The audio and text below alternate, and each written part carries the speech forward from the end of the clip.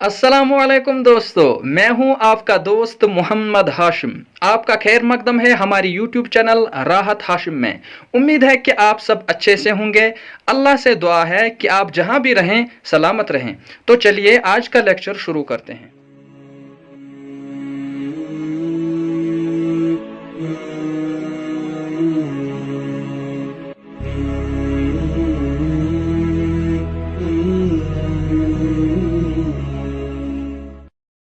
दोस्तों, पिछले लेक्चर में हमने देखा कि वक़्फ़ किसे कहते हैं और कैसे अरबी इबारत के आखिर में रुकने पर लास्ट हुरूफ की हरकत में तब्दीली आती है। आज के लेक्चर में हम देखेंगे कि वक़्फ़ की कितनी किस्में हैं। तो दोस्तों, किसी कलिमा के आखिरी हुरूफ पर वक़्फ़ करने के लिहाज से वक़्फ़ की 5 किस्में बनती हैं। वक़्फ़ बिस्सुकून, वक़्फ़ बिल इस्कान, वक़्फ़ बिल इबदाल, वक़्फ़ बिल इशमाम और वक़्फ़ बिल रौम।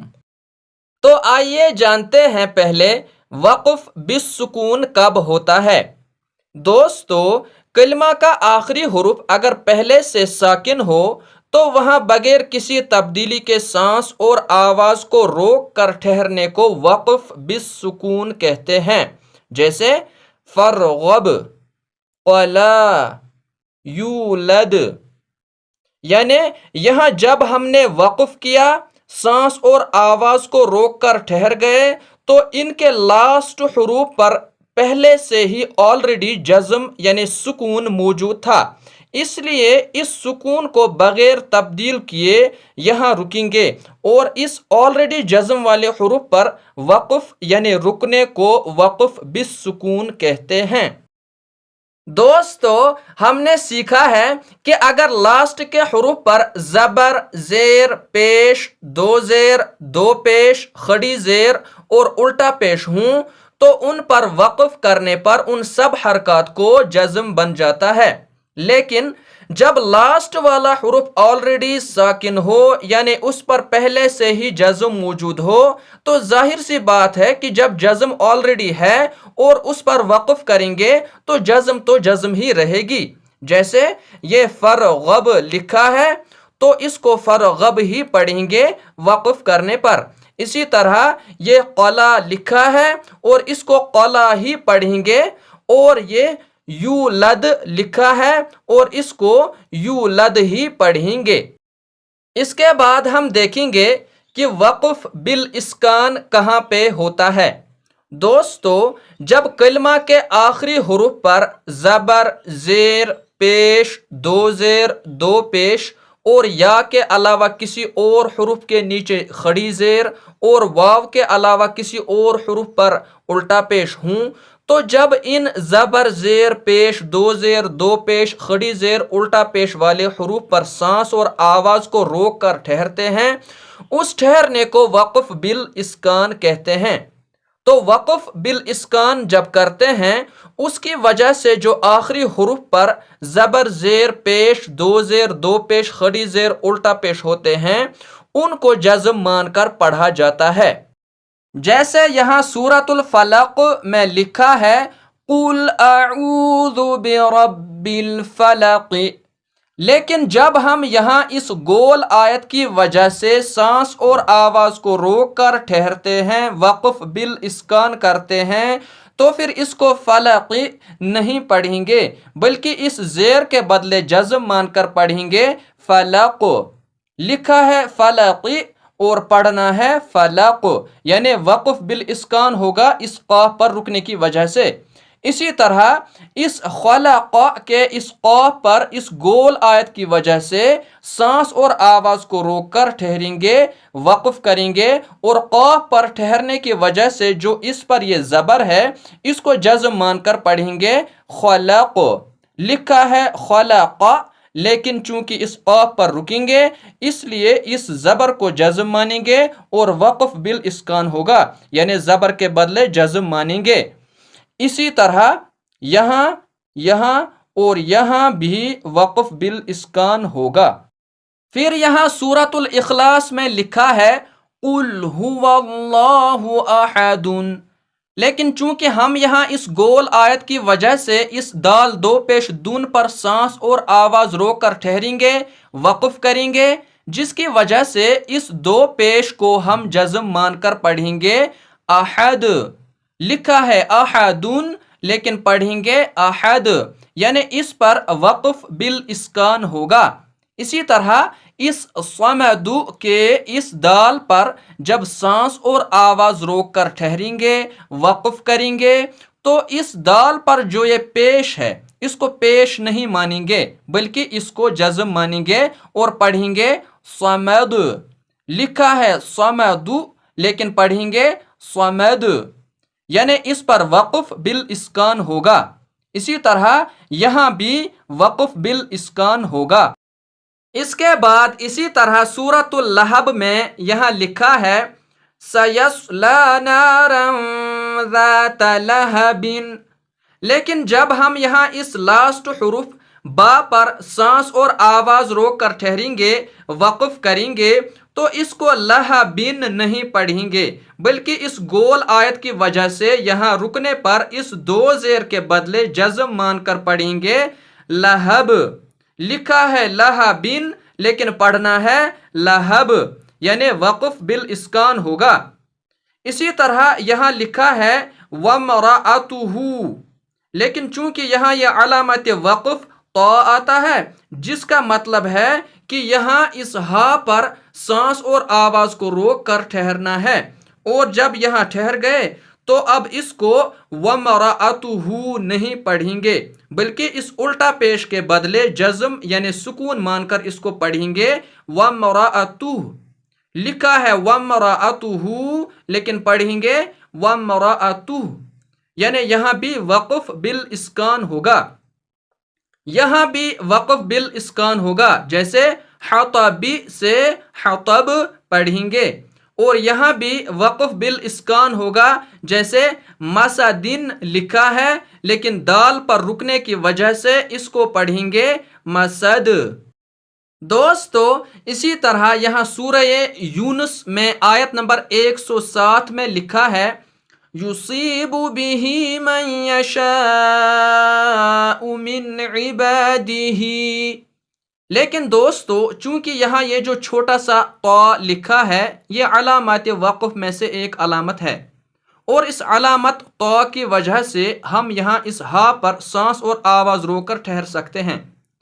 تو اب جب یہاں ٹھہر گئے یعنی وقف کیا تو یہ جو ہا کے نیچے کھڑی زیر ہے اس کو اب زیر نہیں مانیں گے بلکہ اس کو جزم یعنی سکون مان کر اس کو پڑھیں گے عبادہ۔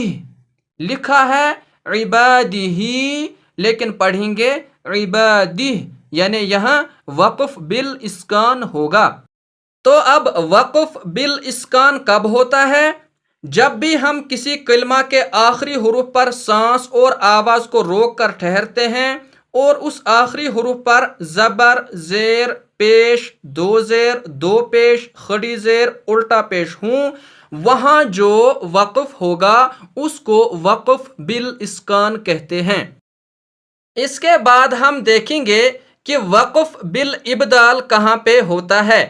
دوستو جب کلمہ کے آخری حروف پر دو زبر کی تنوین ہو یا گول تا یعنی ہا والے تا پر چاہے کوئی بھی حرکت ہو، تو جب دو زبر والے حروف پر سانس اور آواز کو روک کر ٹھہرتے ہیں اس ٹھہرنے کو وقف بالابدال کہتے ہیں، اور اسی طرح جب گول تا یعنی ہا والے تا پر سانس اور آواز کو روک کر ٹھہرتے ہیں اس ٹھہرنے کو وقف بالابدال کہتے ہیں۔ تو وقف بالابدال جب ہوتا ہے اس کی وجہ سے جو کلمہ کے آخری حروف پر دو زبر ہیں ان میں سے ایک زبر وہیں رہے گا اور دوسری زبر کو الف مان کر پڑھیں گے، جیسے سورۃ البقرہ میں یہاں آیت نمبر 22 میں لکھا ہے बिनाअन। लेकिन जब हम यहाँ सांस और आवाज को रोक कर ठहरेंगे, इसको बिनाअन नहीं पढ़ेंगे बल्कि पढ़ेंगे बिनाआ। यानी यहाँ वक्फ बिल इब्दाल की वजह से दो जबर में से एक जबर को वहीं रखकर दूसरी जबर को अलिफ से बदलकर एक अलिफ के बराबर ही लंबा करके ठहरेंगे। इसी तरह गोल ता यानी हा वाला ता जब कलमा का आखिरी हुरूफ हो और उस पर चाहे कोई भी हरकत हो, उस पर वक्फ बिल इब्दाल की वजह से उस पर जो भी हरकत हो उस हरकत को जज्म से बदल दिया जाएगा और इस गोल हा वाले ता को हाय साकिना यानी जज्म वाला हा मानकर पढ़ेंगे। जैसे यहाँ सूरतुल बकरा में आयत नंबर 67 में लिखा है बकरतन, लेकिन इस अलामत वक़्फ़ ता की वजह से यहाँ इस गोल ता यानी हा वाले ता पर जब सांस और आवाज रोक कर ठहरेंगे यानी वक़्फ़ बिल इब्दाल होगा, तो इस वक़्फ़ बिल इब्दाल की वजह से यहाँ ये जो दो ज़बर की तनवीन है इसको भी जज़्म मान कर ही रुकेंगे। लिखा है बकरतन, लेकिन वक़्फ़ बिल इब्दाल की वजह से इसको बकरतन नहीं बल्कि इस दो ज़बर के बदले जज़्म मानकर इसको पढ़ेंगे बकरह। इसी तरह यहाँ इस हा वाले ता पर वक़्फ़ बिल इब्दाल की वजह से जारियह पढ़ेंगे और इसको लागियह पढ़ेंगे। दोस्तों, इसके बाद हम देखेंगे कि वक़्फ़ बिल इश्माम कहाँ पे होता है। जहाँ कलमा के आखिरी हुरूफ पर पेश हो या दो पेश हो और सांस और आवाज रोक कर ठहरना हो, तो कलमा के आखिरी हुरूफ को साकिन करके होंठों से ज़म्मा यानी पेश की तरफ इशारा करना है। जैसे यहाँ इस उखारू के इस पेश वाले रा पर जब रुकेंगे वक़्फ़ करेंगे तो इस रा पर जज़्म मानकर रुकेंगे, लेकिन इस रा पर जज़्म देकर ऐसे रुकेंगे कि होंठों का इशारा थोड़ा सा गोलाई की तरफ हो, जैसे उखर उखर उखर। लेकिन याद रहे कि होंठ इतने भी गोल न हो जाएं कि सुनने वाले को लगे कि जज़्म के बजाय पेश ही पड़ा। पेश नहीं पढ़ना है बल्कि पेश की तरफ सिर्फ इशारा होना चाहिए और इसी को वक़्फ़ बिल इश्माम कहते हैं। या इसी तरह अगर इस फ़ख़ूरुन के इस रुन पर अगर हम सांस और आवाज रोक कर ठहरेंगे वक़्फ़ बिल इश्माम करेंगे तो इस रुन पर जज़्म मानकर रुकेंगे और इस रुन पर जज़्म ऐसे पढ़ेंगे कि होंठों से ज़म्मा यानी पेश की तरफ इशारा हो, जैसे फ़ख़ूर फ़ख़ूर फ़ख़ूर।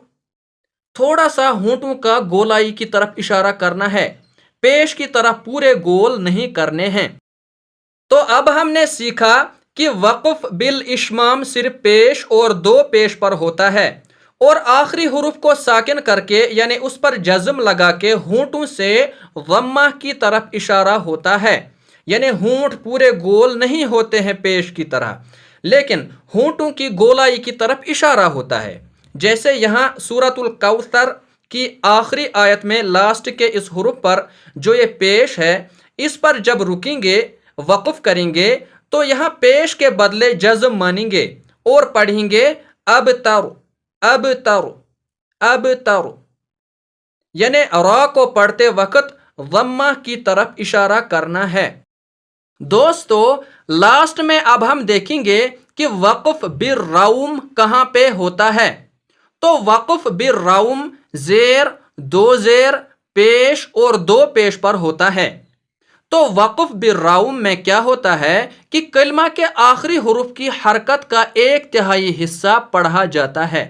जैसे इस क़मरी के इस रा पर जब वक़्फ़ करेंगे तो इस पर जज़्म देकर सांस और आवाज रोक कर ठहरेंगे और इसको पढ़ेंगे क़मरी क़मरी क़मरी। यानी इस रा के नीचे जो जेर थी उसको हमने जज्म बनाया, लेकिन इस रा पर वक्फ करने पर इसको ऐसे पढ़ेंगे जैसे कि जेर का 1/3 यानी 1/3 ऑफ जेर की आवाज निकाली। जैसे जब इसके नीचे जेर थी तब इसको पढ़ेंगे क़मरी, लेकिन जब वक्फ बिर्रौम करेंगे तो फिर रा को साकिन करके रा पर जेर की 1/3 आवाज निकालेंगे, जैसे क़मरी क़मरी क़मरी। उम्मीद है कि अब वक्फ की अक़साम अच्छे से समझ आए होंगे। दोस्तों, अगर आपको ये वीडियो अच्छी लगी हो तो वीडियो को लाइक ज़रूर करें, साथ ही वीडियो को शेयर और चैनल को सब्सक्राइब करना न भूलें, ताकि जो हमारे आने वाले वीडियो लेक्चर्स हैं उनकी नोटिफिकेशन आपको सबसे पहले मिले। आपको ये वीडियो कैसा लगा नीचे कमेंट बॉक्स में ज़रूर बताएं। तो दोस्तों, आज का ये वीडियो यहीं पे ख़त्म करते हैं।